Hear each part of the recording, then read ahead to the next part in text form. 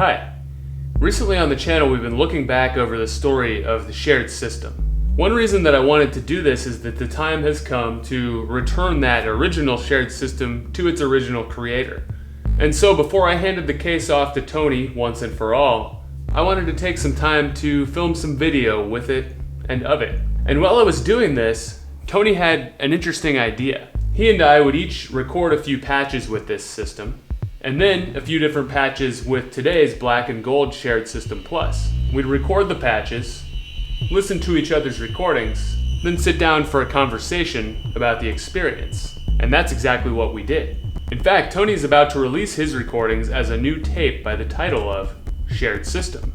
And I've decided to follow suit with a digital release of my own. You can find links to all of these recordings in the video description below.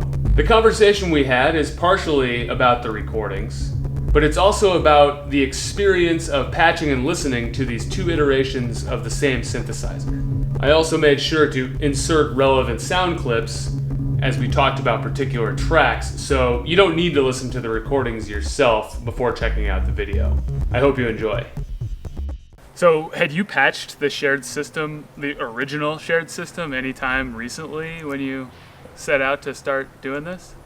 The last time I remember patching this specific system was right up the way here in this very backyard. We did that crew party, and we had this system out, and everybody was taking turns patching it. That was our DJ for the night. I can't remember what the party was for, though. I remember I think Darian did a set on this. Oh, I do remember that. And then after that, a few of us jumped up and patched it after his set. But you've been patching with the Black and Gold on and off since then, but you really kind of heated it up in the last year or two? I would say since the fall of 2019, I've taken more time to play music than I had in probably the previous decade. Yeah. Which I took really no time to play music. Right. Well, I remember when we made a Black and Gold this is going to be Tony's. We're making a Black and Gold for Tony. And you had said at that point, like, I'd never play music anymore. And then, well, we saw you play with the Black and Gold a couple times, but it seems like maybe you came out for specific reasons or shows. Basically wrote it, convinced me to do a modular on a spot a couple times. Yeah. That's it, really. The Mott's you probably saw... we probably both did it, the Mott's at Moogfest. At Moogfest, yeah. That was the first time I heard you play. Really? Yeah.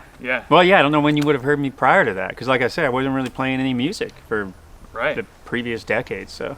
Was it, to go back to this system, like, how was it? Did it feel the same to you as the Black and Gold, or? No. Yeah, that was a loaded question. Yeah, it really was, yeah. Yeah, wow. I mean, it's so different. It's almost astonishing to me how different it feels. Yeah, I agree. I know it's such a common term to throw around, but it felt like a lo-fi version of the Black and Gold shared system. Yeah, it feels like where the Black and Gold has, it's very easy to make like several voices do exactly what you want. This one's much more like, it feels like a single voice with maybe some embellishments. Yeah. But also it feels, I've been feeling like it feels gloopy or something. I'm not sure exactly how to describe. Like something in the sound feels less precise. Definitely. Yeah, I get you there. I definitely felt like that.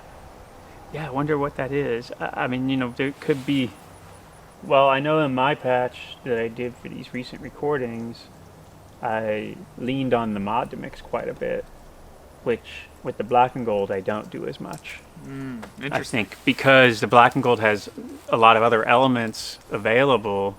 Well, not a lot, but it has the herb verb, and then the morphogene is also more capable of being its own voice. Right. And I think because of that, you maybe don't. I guess maybe I just didn't think about the mod mix as much, but in this system, it was. For some reason, I was called straight to it, and the mod mix is a pretty,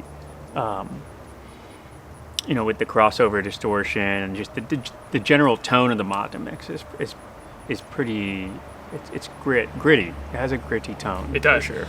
This Modumix is a little different from the one in the black and gold, but not that different, really. I mean, like in terms of it's different in terms of how you patch it because of the offsets and stuff. Right, yeah. But it's not, if you're using it for ring modding and stuff like that, then it's pretty much the same. Right. I think the inner workings of the circuit are the same, right? Yeah, they're the same, right. Yeah, and that is actually, so on the black and gold, I'm a lot of times using the Modumix as a mixer for control signals or just like a sort of secondary audio mixer, but when I patched this shared system, the OG shared system, I used it for ring modulation. Yeah. Because I wanted another tone. And maybe it was also, I had started with something in the Phonogene, which it's funny because when we launched the Phonogene, I felt like it was, I believe I called it mid-fi. It's funny to think that it's mid-fi. Oh it my was gosh. mid-fi for 2011, I guess, yeah. Wow, I was astonished coming back to it. I mean, it is very lo-fi. Yeah. And so I think, a lot of times I'll start with, I'll get something patched and that I like, and then I'll capture it in either the Phonogene or the Morphogene. And I think when I captured that loop into the Phonogene, it was so, it was just so decimated. Yeah. That led me to put additional voices into a ring modulation process because I felt like the decimation of the Phonogene and the sort of harmonic chaos of a Modumix. That's interesting because they both got like kind of a crunchy, crispy sound to them, whereas one is like totally digital noise and the other's like totally analog version of that, but the character of them is not that far off from each other, actually. Not really, no.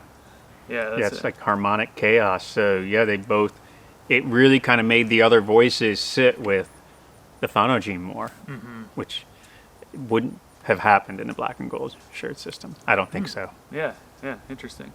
I think also, I mean, for me, a big part of the difference between the two is the number of Vactrols in here. Like, I guess I haven't done the counting, but like Vactrols in the Wogglebug, more Vactrols in the DPO, and especially the biggest one, the Vactrol in the mix on the Echophone. Right. It means if I'm using the Echophone, which I usually do because of the kind of small number of modules in here, like I'm usually going to be using it, even if I'm turning the mix all the way down, it's still like marinating a little bit in the Echophone. You can still hear that kind of like coming through, and that like has become a part of like the sound that I was getting out of Definitely. Yeah, no, that's a good point. Right, because so if you're clocking with the Wogglebug and you're changing tempos, the Wogglebug clock circuit, this Wogglebug, not the one in the black and gold, but this one is Vactrol based, so it very slowly and strangely changes time. It's very exponential too, the time change. Yeah, and I just feel like it's an example of how the black and gold system as we have it now there's been a bunch of the minor, I mean, they're minor changes. Each change is minor, but together it kind of adds to like giving more precise control over things than we have in this. And so like I find I'm guiding the system more with the black and gold, and I'm still guiding the system with this, obviously. And there's some interplay between either of them, but like with this one, I'm definitely like it's kind of like following me in a more like lurchy sort of manner, in a lot of different ways. Yeah, I would agree with that. And you really, you're if you are, I guess you have to choose between clocking from the Wogglebug or the math. So, and the Wogglebug clock is jittery to say the least. Yeah. And so that could impart even more of what you're talking about. Yeah, and little things like the extra mult output on the maths that's following the attenuverters, right? And as opposed to the Unity one that you can patch wherever and then attenuverts separately, like this tiny little difference. That is, but it completely changes the way I approach getting or like where I'm sending those envelopes to actually when I'm coming up with a patch. Yeah, that's true. Yeah, you're really just getting. It really is truly just a mult here, whereas on the black and gold, it's almost like having two separate control signals. One can be really small, one can be full scale. Yeah. With this one, they're both can be the same. Yeah. I guess you can always attenuate at the destination for the differences, but still, that's going to change how you patch it. Right. I mean, in that case, you can patch it either one of them to behave like the other if you're thinking about it, but it just guides me in a certain way. Yeah. So I'm curious about the actual patching that you did for your pieces. Mm-hmm. I heard initially like on the first one, or I guess I don't know which is first, but awake or sleep at 47 miles per hour. Yeah. Awake at 48. Yes. Yeah. It sounded like two variations on a theme of the same sequence that you had started from. Right. So yeah. So both of those are, well, I call them a train song. And Okay. 47 and 48 miles per hour are a typical like average speed for a freight train. And so the first track is supposed to be that you're asleep on the train, and it's rattling down the tracks.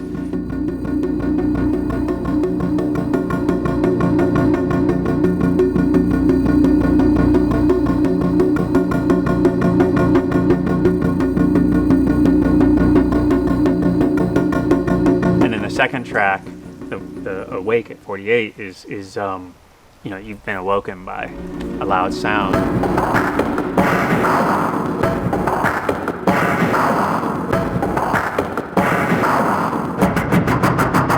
And now you're awake, traveling just a little bit faster down those tracks. Okay, I like it. I was imagining asleep at the wheel of a car, which is a much darker take on it. So I'm glad to hear it's more about a passenger of a train. Yeah. But it has that. It's very like precise where the changes are. I could see it as kind of like the idea of it as a train journey makes sense, because there's that sequence is a through line, but you have at very specific times other voices coming in and going out. I just felt like it was very precise in terms of like how each part was coming in and out. Yeah. There was there's a strong structure there, Mm-hmm. and I think I did rehearse those two a few times Mm-hmm. before I got the take that I just recorded all the takes, but Right. which is something that Richard had told me he had done when he did his creature piece for the shared system. Was he came up with the patch, and then he just rehearsed the patch, but he recorded everything. He recorded all the takes, Yeah. and then went back and kind of picked the ones that he liked and used those. If I remember right, I think he was saying that his was inspired by some of Subotnick's like Sidewinder and Mm-hmm. maybe, but those were a similar kind of thing. They were the two sides of the Sidewinder album were two takes of the same patch, and he picked them from his favorites. There's something about listening back to the 7 inches where I'm struck by how they're kind of minimal in some ways. Like in the close to 10 years since that shared system series was kind of dreamed up, the idea of a record that's made entirely with one instrument has become.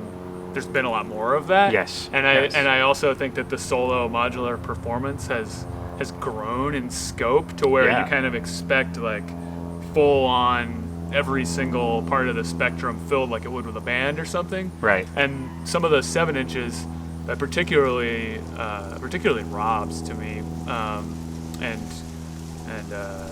Alessandro's to some degree too. They feel more like solo performances with a non-electronic instrument, even though they're clearly electronic. Yeah, like if you went and saw somebody do some solo acoustic guitar. Right. Yeah. You're not going to with your acoustic guitar and trying to also make all the drums and stuff. It's not a one-man band. I mean, people are doing that for sure. Right, with loopers, they do that all the time. Oh, now. Actually, that's a really good point. People do that with loopers and I mean, there's some when obviously Creature has a lot more going on in it than Rob's piece did, but I felt like I could hear the individual parts of this instrument. Like Creature has a lot of echophone lines just zipping up and down. Yes. And I can hear the exact movements of Richard's hands on this box here in a way that I can't always with with a lot of modular synth solo performances, Yeah. And 10 years have gone by, so the modular synth wasn't and still isn't a fully documented and developed instrument the way a lot of other instruments are, like a violin or a guitar. Right. So people have been figuring stuff out for the past decade, and so they're You even take someone like Rob or Rich, and what they're doing today compared to what they were doing 10 years ago is totally different. Oh, They've yeah, expanded for sure. on everything and built on everything. They've developed more techniques, but they've also grown their systems. You know, both of those artists would use a larger system today than they would have back then. Yeah. So everything's kind of grown. Everything's built on each year. It's like building on the previous year. Yeah. Yeah, that's true. And I felt that in my own music too. I'll like want to make sure that I'm achieving some level of complexity at every step of the way to keep it interesting. So when I was listening to those 7 inches, I started thinking about like just backing up a little bit and doing just a voice with some supplements and trying to focus more on whatever the concept was for the piece than like trying to endlessly expand. That's an exaggeration. I'm not the person who just endlessly patches forever until I've got a million patch cables and never stops. But I think you know what I mean. Like was just taking a step back a little bit. Yeah. No, and I think we all did that thing where we patched until we ran out of cables. Yeah. Especially like 10 years ago. And as time passes, you start to realize that you don't have to use every patch cable and you don't have to use every module to get the idea that you're trying to get across. You don't have to do that for somebody to hear and get the emotion that you're trying to convey. Yeah. There's something I found another kind of strong melodic line in that way in the other piece that you did, which the name of it is the first one is a chance to jump off, and the second one is a choice to stay. The choice is to stay on. Well, there's a melodic segment in that where it sounds like it's kind of like a feedback loop that's so that's doing. In the choice to stay on. Yeah. Was that with an Echophone? No, that was done with the Morphogene actually. Okay. Yeah, so it's that was a whole other patch that I captured in the Morphogene and then resequenced with the Morphogene. And again, that's where the black and gold versus the OG. It's just you could have never created a sound with that level of detail with the Phonogene. You would have known it was the Phonogene doing that. You would have known, and you would have known as it sputtered and stuttered through whatever you were trying to present. The Phonogene would have left I guess like a heavier fingerprint, a heavier sonic fingerprint on whatever you put into it. But as you heard it, you're thinking of that Morphogene line almost as an additional voice, which is what it had become at that point. Yeah, and there's always some part of me that's trying to figure out when I'm listening, how exactly did you do this? You know? Yeah. And sure. my thought was it was a feedback loop in either the Echophone or the Verb, and but it also at the same time it didn't exactly sound like repitching or changing the time on those, you know? Right. Yeah. Because the actual changing of time on feedback sounds different from shifting its pitch. There's like a settling time. Yeah. Yeah. And it changes as you're doing it. Yeah. In ways that can very easily go off the rails or kind of like become a very static tone, or there's a lot of ways that it can lose that middle ground that you're exactly aiming at. It either settles into nothing or it spirals out of control into something that's probably not discernible as a single pitch. Yeah.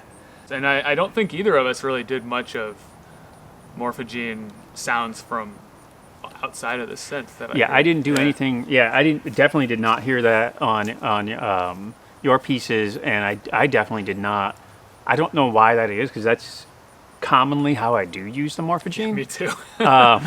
So maybe that's kind of the beauty of putting some parameters around a project and saying, like, I think for me, I just felt like it can so easily spiral out of control when you start putting sounds from outside of the system into the Morphogene. And I really kind of wanted to focus on the instrument, kind of like what you were saying with those first 5 records that folks like Rob and Keith Whitman and Alessandro and Rich did. Those are very, they focus on the instrument. I guess Keith actually did play guitar into the phonogene on his. Yeah. Keith's also was not minimalist. No, definitely Not a wasn't. You're minimalist right. piece. That's probably so. Maybe Yeah. coming back around to that, saying like, this specifically, the ones that were minimal was more Rob and Cortini. Yeah. Both of them, you heard the instrument very strongly. Yeah. And so maybe that was what was in our heads, and maybe that's why we made the choice not to put outside sounds into the morphogene. But yeah, I would say 90% of the time that I'm using the morphogene, I am taking something from the outside world and putting it into the system via the morphogene. Yeah, me too. I'm like a field recording obsessive now. Yeah. I'm just like everything I hear, ooh, I want to put that in the morphogene. Yeah, what would that's that been sound me like? for 5 years now. Exactly. That's So, but maybe that was refreshing. I think too, because you're okay. So here maybe is another reason that happened, because we're trying to compose or perform, or whatever the word you'd like to use, complete pieces of music, and you wanted maybe to have more than a single voice or a couple of voices. If you consider the DPO, say 2 voices, maybe that's why we leaned on the morphogene. And in my case, I actually used the phonogene in a similar way, but it probably comes off sounding more like just a phonogene Yeah. on those other 2 pieces. Well, actually not. One of them actually is a sample. Actually, no. I gotta walk that all the way back. On Awake at 48, that's a sample. Okay. Busted. That's a sample. Yeah, I totally forgot that. Do you want me to tell you what it is, or do you want to hear it? And That's see if up you to can tell? you. Oh, you're gonna play it? Yeah. Let's.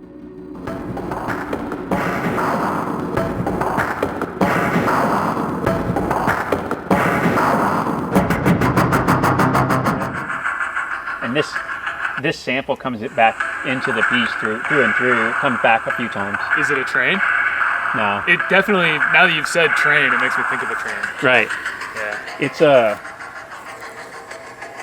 Yeah, it's not a train, but like you said, it does kind of have a sound of that.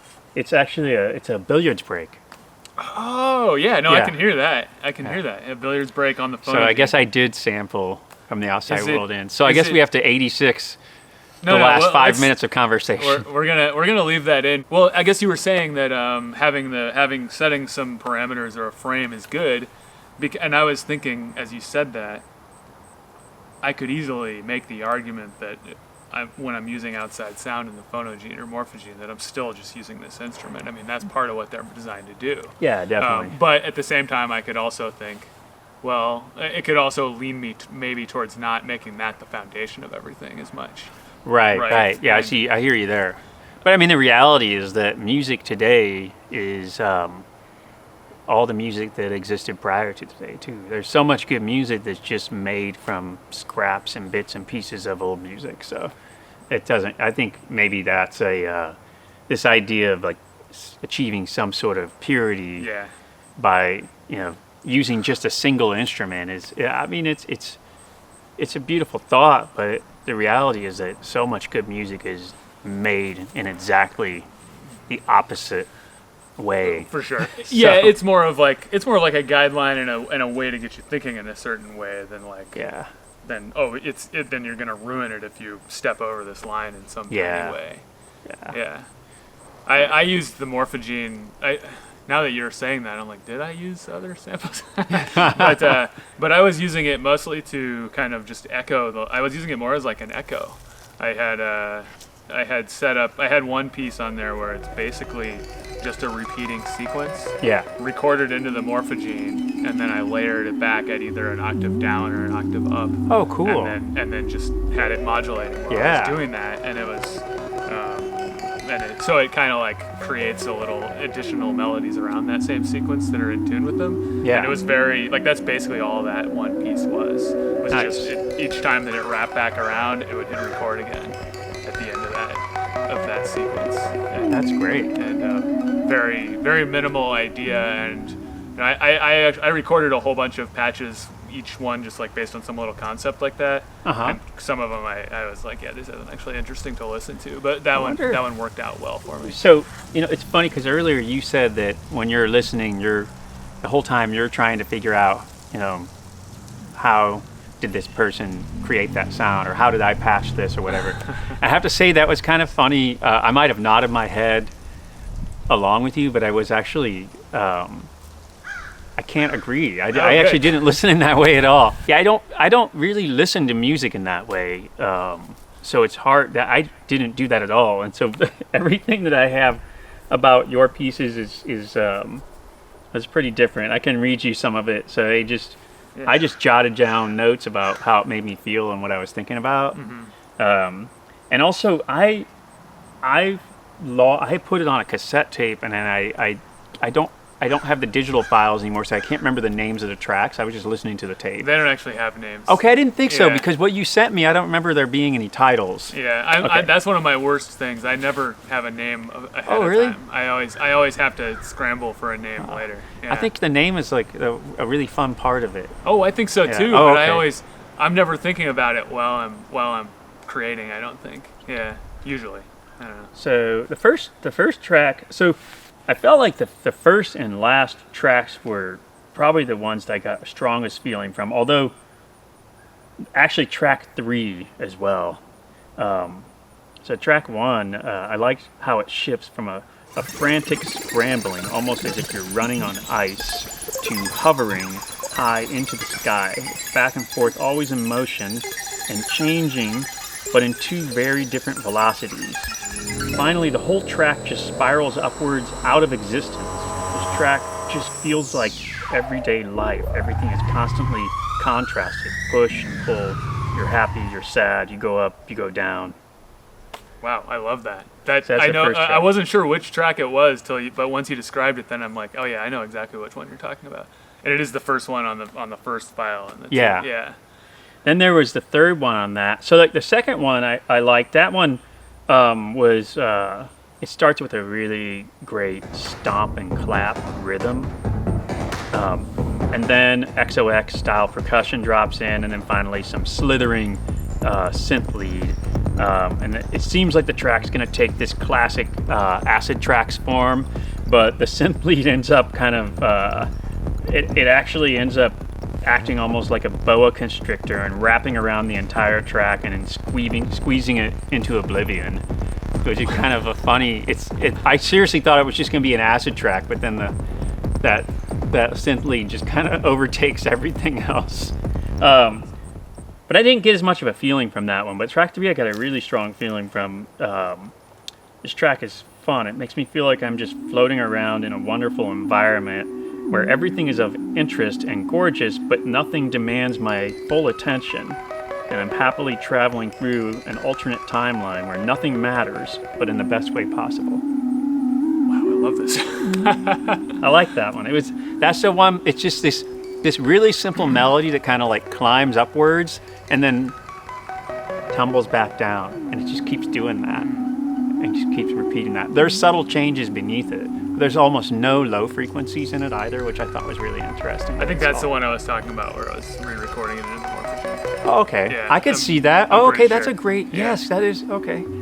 It's cool to hear that technique matched with that sound. I just really like. The melody was.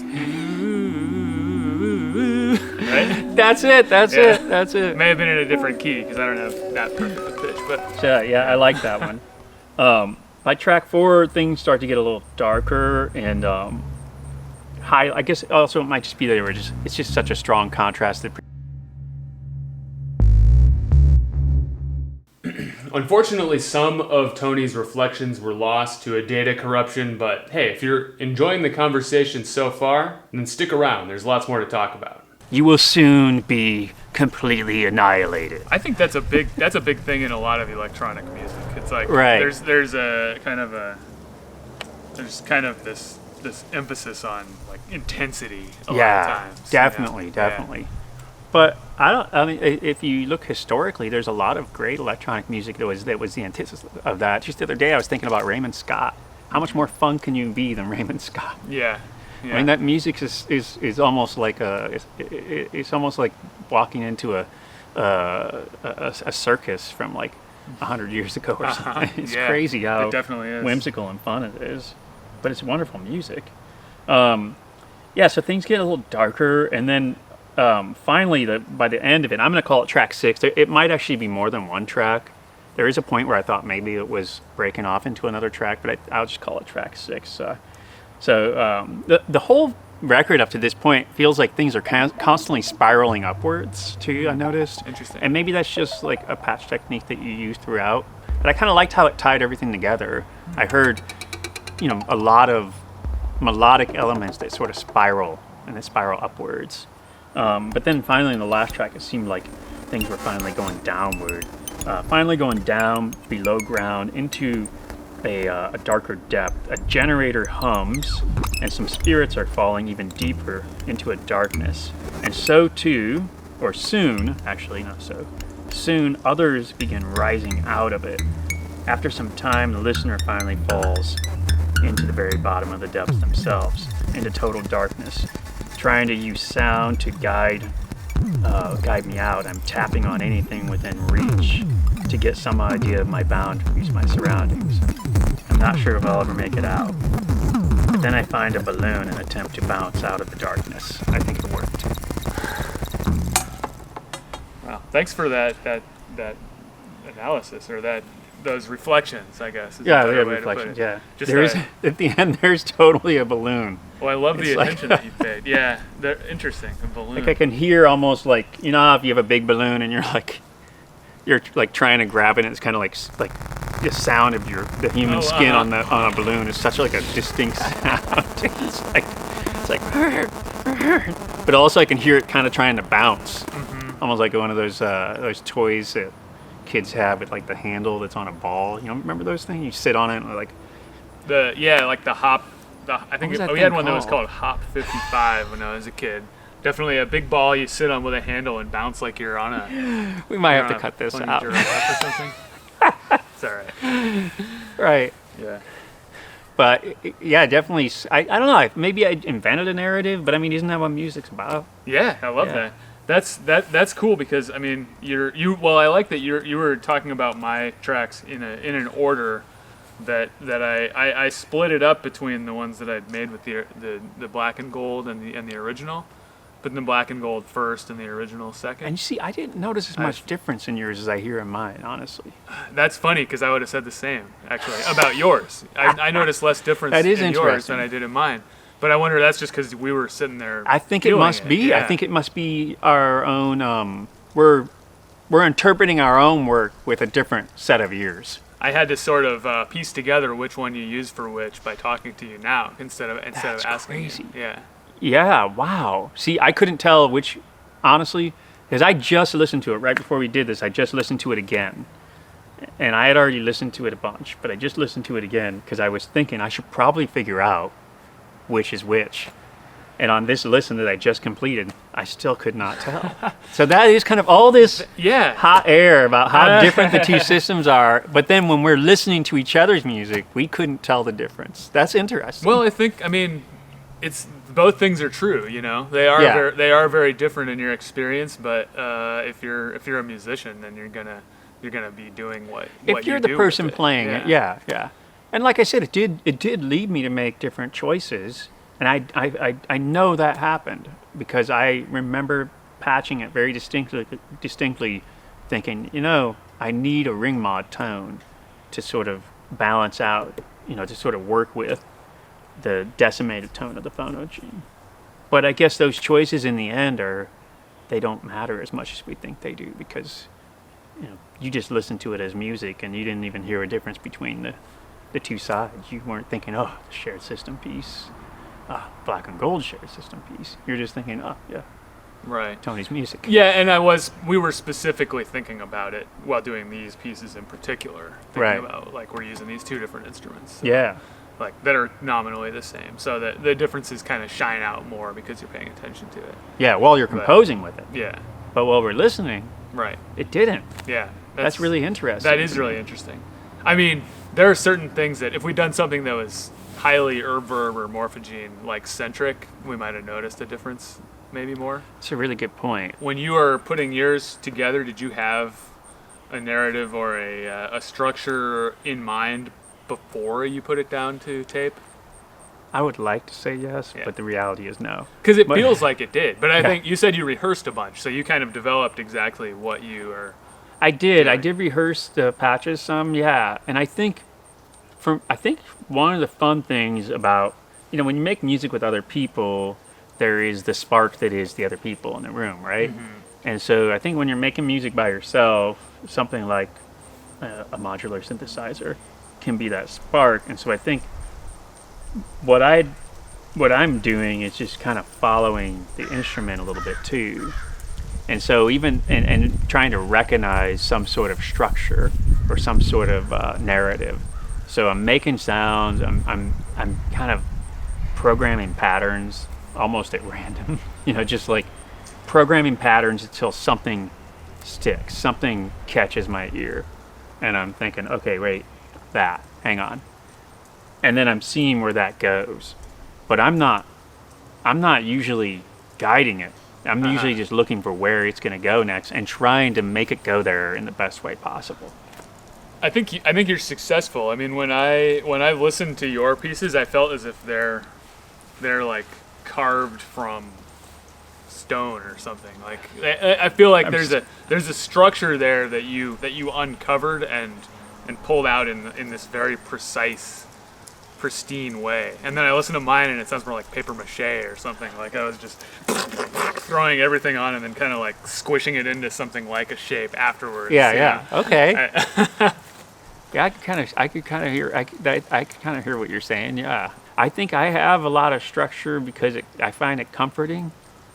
As a musician, I find it comforting, but it could just because my background is so strongly rooted in rock. Yeah, So- playing songs and Yeah. writing songs. And so, and even though these aren't rock songs, I do sometimes find myself wanting to have that energy that a rock band has, and the sort of high-low, the sort of like loud, soft thing Yeah. that they can do, a band can do so easily, is really hard to do with electronic music. Yeah. And so like the first track, there is like a whole point, leading into it. There's like a pretty simple pattern, maybe a bass line, some people would call it. It's a pattern, but it's changing tone a bunch. And that was just an accident, but I kept it in there because I really liked how it set the stage. It's almost like you're trying on a bunch of different pairs of sunglasses, like to get different tints on your reality. Like you got purple, pink, red, brown, blue, all these different tints, and you're like, it's almost like when you're at the eye doctor and they're like swapping in those different lenses. So I'm changing the timbre until I find one I settle on, and I'm like, okay, great, this is the timbre. I like that metaphor because I definitely felt like it was switching between different lenses rather than what you hear in some like some music where it's one sequence that goes on for a long time and different things happen. It'll be more like it's gradually getting darker and darker and darker or something. Whereas this sounded like it was switching at specific times between several different things. That were right for the time that they were coming in. Is the way I felt. Yeah. And probably if you're the person playing the music and you're following the rhythm of it at all, and you're changing sounds, your tendency is going to be to do those things within the rhythm of the music. Oh, yeah. It's just it's something that it's very hard for musicians to not do that. Right. Very easy for non-musicians to do that. But for a musician, it's your tendency is to want to be with the band, to be with the other performers, and in this case, the other performers are a clock generating circuit or a sequencer, and you're trying to keep up with them and be in time with them. So I'm like switching these lenses, these different tints, settle on one, and then it's time to roll on.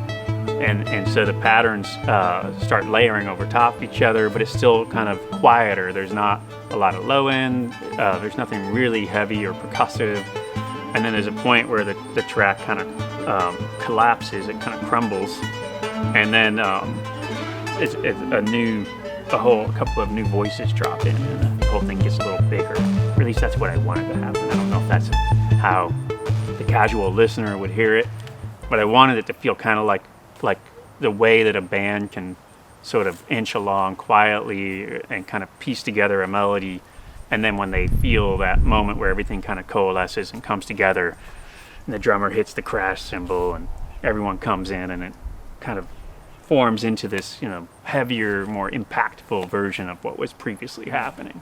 So it's a good moment. You mentioned the one with like the feedback loop. So that's the second track, and that's the one that is that's the choice to stay on. So it's like that's like everything's happened. You've decided to stay on, and now you're running over your choice over and over again, and you're replaying every step, every thought, and everything you said, every decision you made leading up to that choice to stay on. You're replaying that in your head over and over again. It's settling. You're feeling maybe better about it, maybe worse, ebbs and flows, and you're riding that out. Yeah, it's just that trying to like create that impact by having less and then having more. Yeah, so that track, that's how that came together. I like to include incidental moments from your. So I mean, I guess maybe that's maybe coming back. You're saying that the pieces felt more like they were chiseled out of. They're made out of stone. They're very like concrete. There's a lot of structure, and I hear that. But I think something that's fun in addition to that is to try to include some non-structured moments. But I think I'm just maybe a little bit more. I'm less likely to include those moments, so I put less of them in. Well, I mean, I heard like something lyrical in them too, like something that sounds like you're playing with them. I think especially with that kind of feedback line that we were talking about at the end of the choice to stay on, and that has kind of a singing quality to it too. I can see that.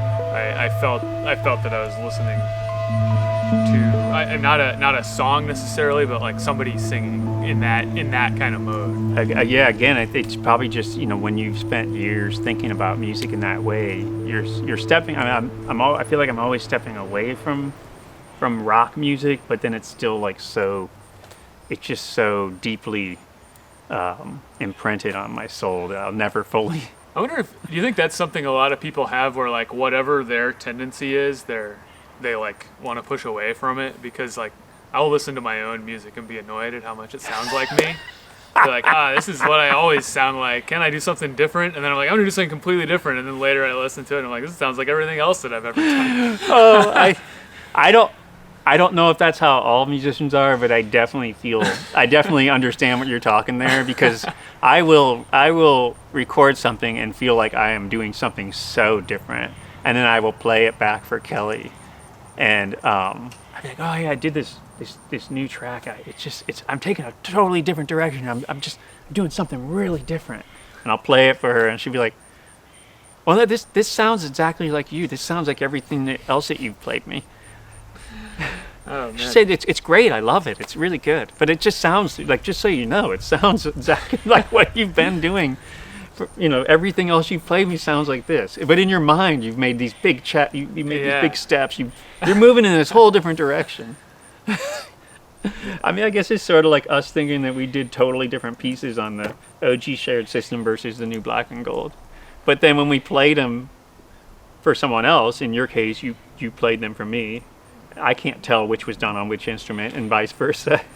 Yeah, that's it. That's what it is. We're in it in a way that nobody else is. You're intimate with it to the I to think the that's point probably all artists, probably right? everybody has that. Yeah. Yeah. It's just not. It's good to recognize that you do that, I think, so you don't spend too much time beating yourself up about tiny details that, in the grand scheme of things, don't matter, and that people won't remember. So yeah, I mean, maybe that's a strength, knowing that your music's gonna annoy you. You know what I mean? No matter what, yeah. And knowing that no matter how hard I try, it's the music I make is just gonna sound like all the other music I've made, and just accepting that. And enjoying it, embracing it, maybe embracing it. Maybe you need to be trying to make the track that annoys you more than any other tracks ever annoyed you.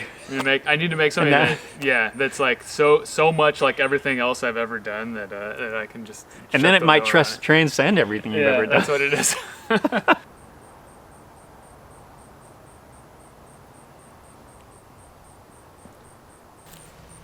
I think we have to stop now. Yeah, sure. Yeah. In the end, I think we agreed that the shared system has changed a lot over the years, but it's still the same basic instrument, and it's fun and inspiring to play it in any form. In my own personal practice, I use a system that's modeled on the shared system, but not quite exactly the same. But all the patching I've done for this channel in videos over the years has ensured that it is the single synthesizer I've played more than any other. When I walk up to a shared system and pull out some patch cables, I'm home.